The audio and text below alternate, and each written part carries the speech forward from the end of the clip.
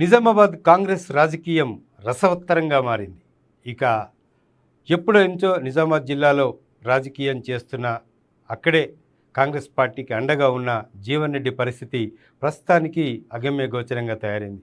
ఎందుకంటే గత వారం బీఆర్ఎస్ పార్టీకి సంబంధించిన నాయకుడు పోచారం శ్రీనివాసరెడ్డి కాంగ్రెస్ పార్టీలో చేరడం, ఆ తర్వాత 2 రోజుల క్రితం అక్కడ Korutla sitting MLA BRS party sitting MLA Congress పార్టీలో చేరడంతో ఇక జీవన్ రెడ్డి ప్రాతినిధ్యం కాంగ్రెస్ పార్టీకి తగ్గిపోతుంది అని ఆయన భావించి ఆయన అలకబూనిన పరిస్థితులు కనిపిస్తున్నాయి.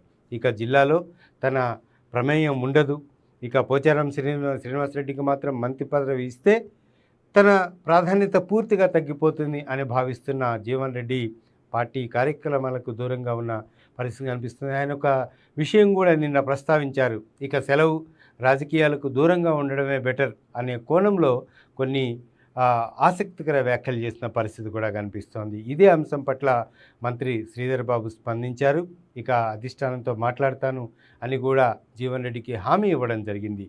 జీవన్ రెడ్డి కష్టకాలంలో కాంగ్రెస్ పార్టీ ఉన్నప్పుడు అండగా ఉన్నారు అనే అంశాన్ని కూడా ఆయన గుర్తు చేసిన పరిస్థితి కనిపిస్తోంది. ఇక జీవన్ రెడ్డి భవిష్యత్ కార్యాచరణ ఏ విధంగా ఉంటుంది, జిల్లాలో ఆయన ఎవరి మీద అయితే యుద్ధం చేశారో, రాజకీయంగా ఎవరి మీదైతే ఆయన పోటీ చేసి ఆయన ఒక రకమైన ఫైట్ చేశారో వాళ్ళనే ఇప్పుడు కాంగ్రెస్ పార్టీలో చేర్చుకునే అంశం జీవన్ రెడ్డికి జీర్ణించని అంశంగా పరిణమించింది. దీంతో ఆయన పార్టీ దూరంగా ఉంటూ కాస్త అసంతృప్తిని వ్యక్తం చేస్తున్న పరిస్థితి కనిపిస్తుంది. ముఖ్యమంత్రి రేవంత్ రెడ్డి స్వయంగా జీవన్ రెడ్డితో మాట్లాడితే కానీ పరిస్థితి సద్దుమణిగే సూచనలు కనపడడం లేదు. సో ఏం జరుగుతుంది నిజామాబాద్ జిల్లా రాజకీయం?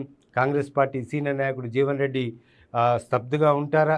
జానారెడ్డి లాగే ఆయన కూడా రాజకీయాల నుంచి తప్పుకుంటారా? ఇంకొకరికి అవకాశం ఇస్తారా? లేదా మళ్ళీ ఆయనే అధిష్టానంతో మాట్లాడి మెప్పించి ఒప్పించి మళ్ళీ యాక్టివ్ పాలిటిక్స్లో ఉంటారా? ఏం చేస్తారు అనే అంశం పట్ల ఆసక్తి నెలకొంది. ఇక ముఖ్యమంత్రి రేవంత్ రెడ్డి ఇదే ఎపిసోడ్ పట్ల జిల్లాలో అనేక సీనియర్ రాజకీయ నాయకులని సిట్టింగ్ ఎమ్మెల్యేని చేర్చుకున్నారు.